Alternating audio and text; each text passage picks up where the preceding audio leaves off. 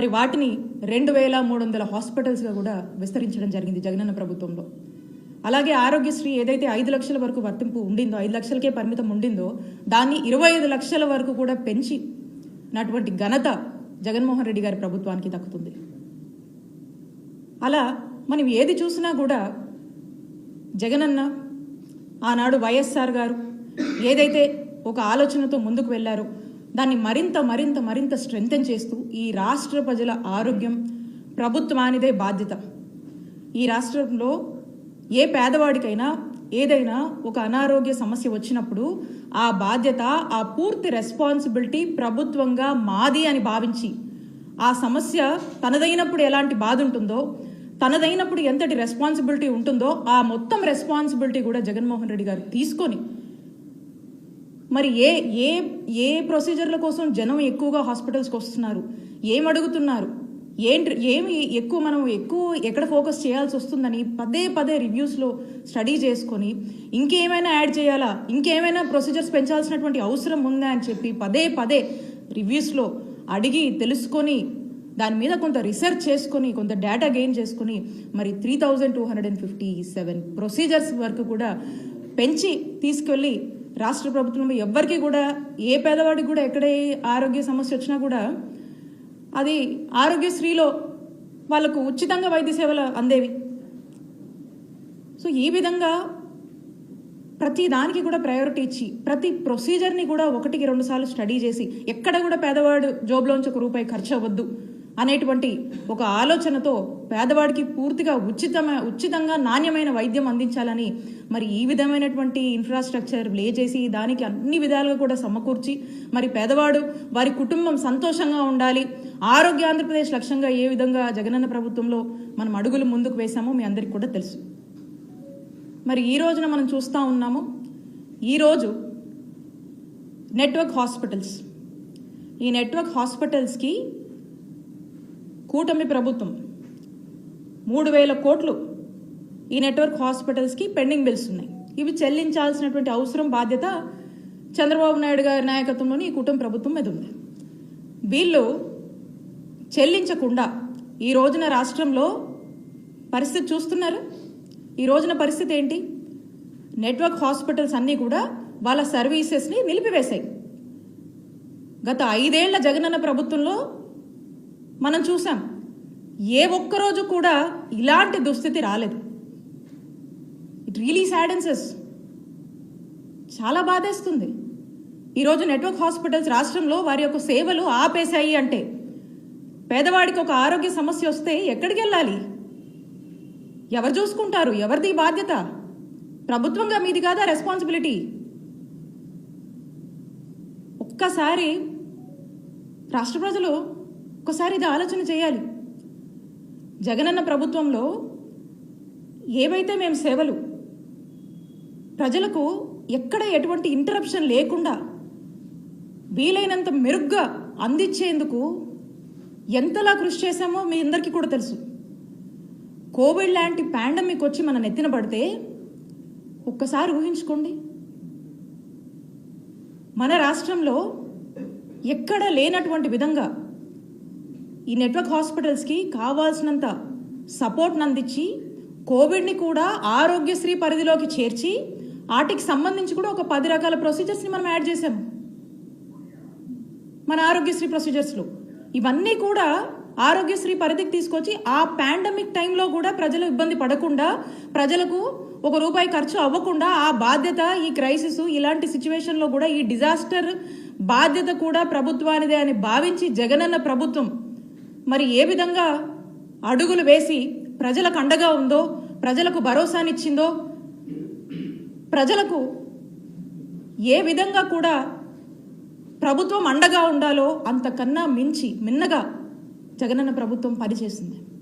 మరి ఈ రోజున మేము తీసుకొచ్చి మేము పెంచినటువంటి అంటే జగనన్న ప్రభుత్వంలో పెంచినటువంటి ప్రొసీజర్స్ కానీ, జగనన్న ప్రభుత్వంలో మేము ఇచ్చినటువంటి ప్రయారిటీ కానీ అట్లీస్ట్ ఇవి మెయింటైన్ చేస్తే అన్న బాగుంటుంది కదా. ఎలాగో మీరు కొత్త ఆలోచనలు చేయరు, ఏదన్నా ఇంప్రూవ్ చేద్దాము, ఇంకొంచెం ఎన్హాన్స్ చేద్దాం అనేటువంటి ఆలోచన మీకు లేనట్టే అర్థమవుతా ఉంది. పైగా మీరు చూసినట్టయితే మేము జగనన్న ప్రభుత్వంలో 5 ఏళ్లలో ఆరోగ్యశ్రీ ట్రస్ట్ కింద ఎంత ఖర్చు చేశామో చెప్పనా? 5 ఏళ్లలో 13,500 కోట్లు సుమారుగా 5 ఏళ్ల జగనన్న పాలనలో ఆరోగ్యశ్రీ ట్రస్ట్ కింద మేము ఖర్చు చేశాం. ఇదే 2014 నుంచి 2019 వరకు అప్పుడు చంద్రబాబు నాయుడు గారు ప్రభుత్వం అప్పుడు 5,100 కోట్లు వీళ్ళు ఖర్చు చేసింది. అంటే చంద్రబాబు నాయుడు గారి హయాంలో 5 ఏళ్లకి 5,100 కోట్లు వీళ్ళు ఖర్చు చేస్తే మేము 5 ఏళ్లలో జగనన్న ప్రభుత్వంలో సుమారు 13,500 కోట్లు మేము ఆరోగ్యశ్రీ ట్రస్ట్ కింద ఖర్చు చేశాము. అంటే ఒక్కసారి ఆలోచించండి, చంద్రబాబు నాయుడు గారి హయాంలో సగటున ప్రతి సంవత్సరానికి 1000 కోట్ల వరకు ఖర్చు చేస్తే ఇదే మేము జగనన్న ప్రభుత్వంలో సుమారు 3,000 కోట్ల వరకు కూడా ప్రతి సంవత్సరం మేము ఖర్చు చేస్తూ వచ్చాం. ఇది పేద ప్రజల ఆరోగ్యాన్ని బాధ్యతగా భావించినటువంటి మానవత్వం ఉన్నటువంటి ప్రభుత్వం జగనన్న ప్రభుత్వం ఖర్చు చేసినటువంటి విధానం. ఎందుకంటే మాకు పేద ప్రజల ఆరోగ్యం పట్ల పూర్తి బాధ్యత మాకుంది. ఈ రాష్ట్రంలో పేద ప్రజలకు ఏ సమస్య వచ్చినా వాళ్ళకి అది భారం కాకూడదు, అది ప్రభుత్వం బాధ్యత తీసుకొని వాళ్ళకి ఇచ్చినటువంటి భరోసాగా మేము తోడున్నాం. మరి ఈ రోజున చూస్తే ఏ దుస్థితిలో ఉంది. కాబట్టి నేను స్పష్టంగా వైఎస్ఆర్ కాంగ్రెస్ పార్టీ తరఫున కూటమి ప్రభుత్వాన్ని నేను డిమాండ్ చేస్తా ఉన్నాను. ఏదైతే 3,000 కోట్ల పెండింగ్ బిల్లులకు సంబంధించినటువంటి బకాయిలు ఏవైతే ఉన్నాయో అవి ఇమీడియట్గా చెల్లించి ఈ నెట్వర్క్ హాస్పిటల్స్ అన్నింటినీ కూడా ఫంక్షనింగ్ తీసుకొచ్చి ప్రజలకు ఎటువంటి ఇంటరప్షన్ వైద్య సేవల్లో కలగకుండా చూసుకునేటువంటి బాధ్యత మీద మేము డిమాండ్ చేస్తూ ఉన్నాం. అలానే రీసెంట్గా కూటమి ప్రభుత్వం వాళ్ళు చెప్తా ఉన్నారు, ఈ ఫైనాన్షియల్ ఇయర్ కట ఏప్రిల్ 1 నుంచి ఏదో హైబ్రిడ్ ఇన్సూరెన్స్ మోడల్ని తీసుకొచ్చి అమలు చేస్తారంట, అమలు చేసేటువంటి ఆలోచనలో ఉన్నారని చెప్పి చెప్తా ఉన్నారు. ఆరోగ్యశ్రీ ట్రస్ట్లో ఆరోగ్యశ్రీ అనేది ఒక యూనివర్సల్ హెల్త్ కవరేజ్ స్కీమ్. ఇది మనకు చూసినట్టయితే ఈ రాష్ట్రంలో 90% మంది కుటుంబాలకు ఆరోగ్యశ్రీ ట్రస్ట్ కింద ఈరోజు మనము సేవలు అందిస్తూ ఉన్నాము. 90% మంది కుటుంబాలు ఈరోజు బెనిఫిషరీస్గా ఉన్నారు. ఇలాంటి దాన్ని మీరు ఏదో హైబ్రిడ్ ఇన్సూరెన్స్ మోడల్ అంటున్నారు. అంటే ఏంటి అంటే ఒక ప్రైవేట్ ఇన్సూరెన్స్ కంపెనీకి మీరు ఈ బాధ్యతలను అప్పచెప్పాలని చూస్తున్నారు.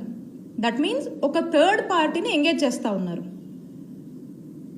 ఇదెక్కడిది అసలుకి? ఈరోజు ఏదైతే ఈ రాష్ట్ర ప్రజలు ఎంతో నమ్మకంతో మీకు ఓట్లేస్తే ఏ విధంగా వాళ్లకు మీరు వాళ్ళ మీద వేటు వేస్తున్నారు, ఎలా మీరు చేటు చేస్తున్నారో మీకు అర్థం కావట్లేదా? ప్రజలకు ఒక బాధ్యతగా ఇప్పుడు మేము ఇన్ని ప్రొసీజర్స్ పెంచాము, జగనన్న ప్రభుత్వము ఇంత మేలు చేసింది, దీనికన్నా బెటర్గా మీరు చేస్తారేమో అనేటువంటి ఆశతో ప్రజలు ఎదురు చూస్తూ ఉంటే మీరు ఏదో ఒక థర్డ్ పార్టీని ఎంగేజ్ చేసి ప్రైవేట్ ఇన్సూరెన్స్ కంపెనీలకు అంటగట్టాలని మీరు చూస్తూ ఉన్నారు.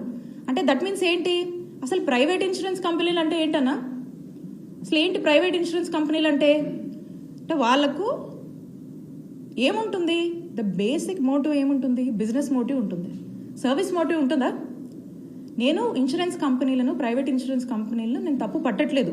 బట్ వెరాజ్ ఈ సిచ్యువేషన్కి వచ్చినప్పుడు నేను ఏమడుగుతున్నానంటే ఆరోగ్యశ్రీ ట్రస్ట్ది service motive, out of pocket expenditure లేకుండా ప్రజలకు ఉచితంగా నాణ్యమైన వైద్య సేవలు అందించడం ఆరోగ్యశ్రీ ట్రస్ట్ యొక్క బాధ్యత, ప్రభుత్వంగా అదే మన యొక్క బాధ్యత.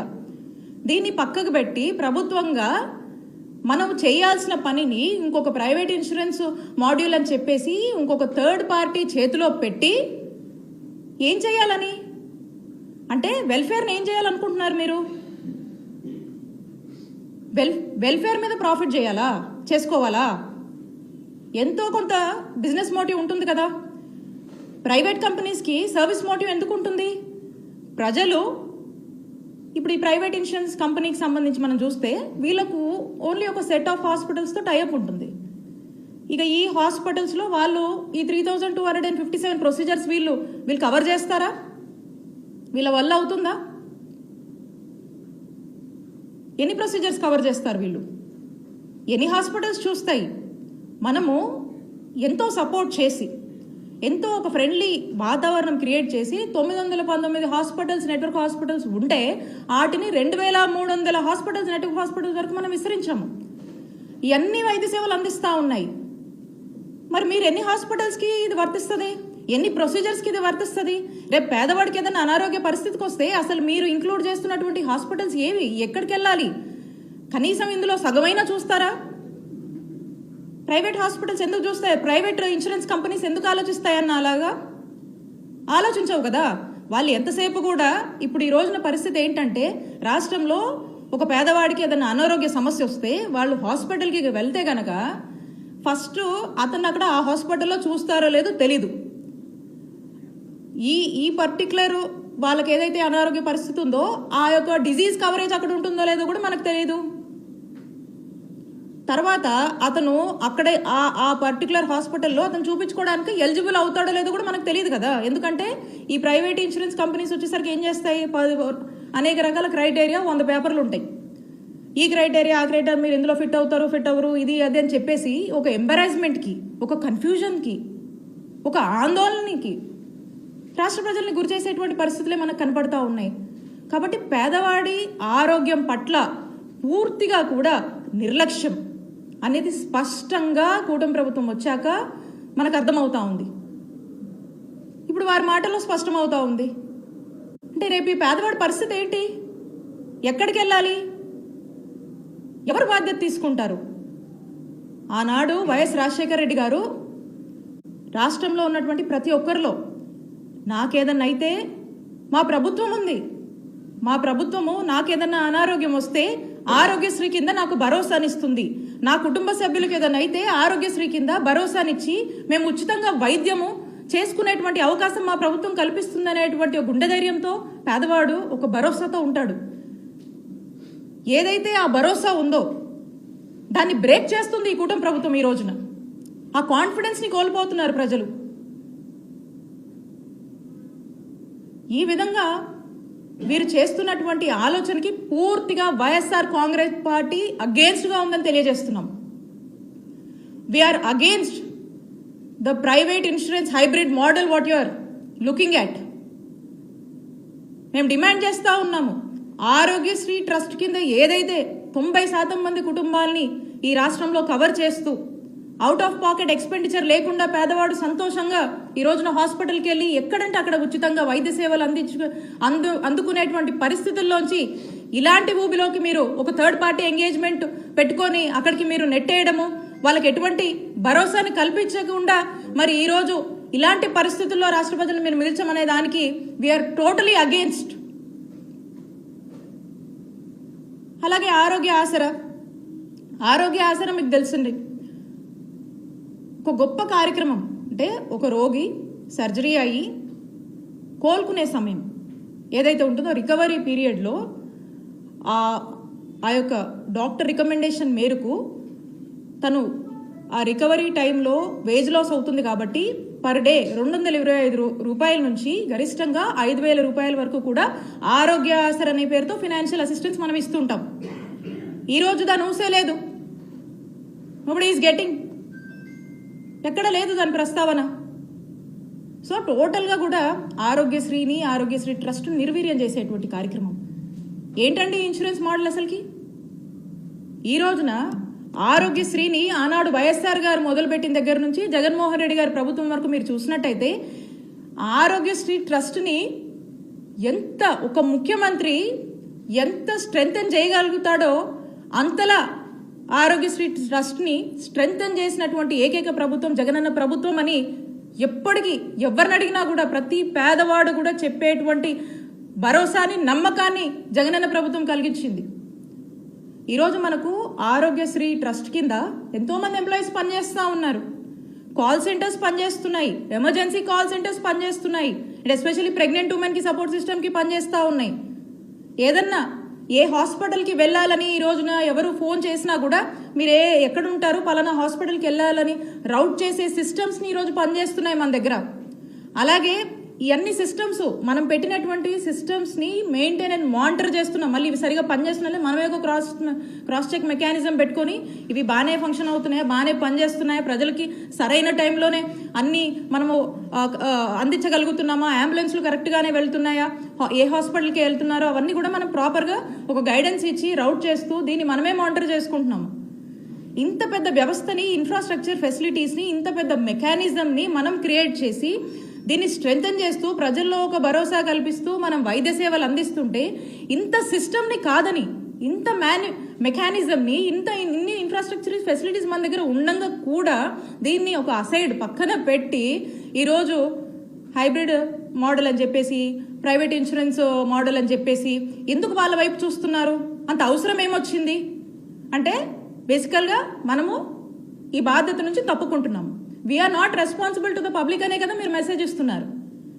ప్రజల ఆరోగ్యం మా బాధ్యత కాదు, మేము ఓ ప్రైవేట్ ఇన్సూరెన్స్ కంపెనీకి అప్పచెప్పాము, ఇక వాళ్ళు చూసుకుంటారనేది కదా మీరు ఇస్తున్నటువంటి మెసేజ్, అంతే కదా? ఇది ఎంతవరకు కరెక్ట్ అని కూటమి ప్రభుత్వాన్ని మేము ప్రశ్నిస్తున్నాం. ఈ ఇన్సూరెన్స్ మోడల్ గురించి చూసుకుందాము. మనం చూస్తూ ఉన్నాము కొన్ని స్టేట్స్ నిజంగానే ఈ ఇన్సూరెన్స్ మోడల్ మహారాష్ట్ర, కేరళ వాళ్ళు ట్రై చేసి ఏం చేసాయి, చివరికి క్యాన్సిల్ చేసుకుని మళ్ళీ ట్రస్ట్ మోడల్కే వచ్చి ట్రస్ట్ పద్ధతిలోనే మళ్ళీ ఇప్పుడు వైద్య సేవలు అందిస్తున్నారు. వర్కౌట్ అవ్వలే. This private insurance model is the failure model. దీన్ని కొన్ని స్టేట్స్ ఇంప్లిమెంట్ చేసుకుని క్యాన్సిల్ చేసాయి, ఇది వర్కౌట్ అవ్వట్లేదని.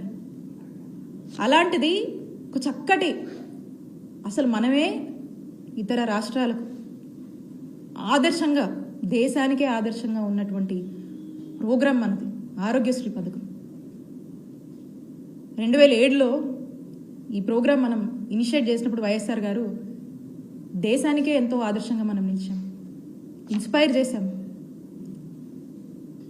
మరి అలాంటి ఒక గొప్ప ప్రోగ్రామ్ని మనం ఈరోజు కాదనుకొని దీని మీద ఫోకస్ చేయకుండా దీన్ని వీలైతే ఇంకొంచెం స్ట్రెంథన్ చేద్దామనేటువంటి ఆలోచన నుంచి వైదొలిగి ఈ రోజున ఇంకో పద్ధతిలో ఇంకో థర్డ్ పార్టీ ఎంగేజ్మెంట్స్కి అప్పజెప్పి, ఒక ప్రైవేట్ ఇన్సూరెన్స్ వాళ్ళకి అప్పజెప్పి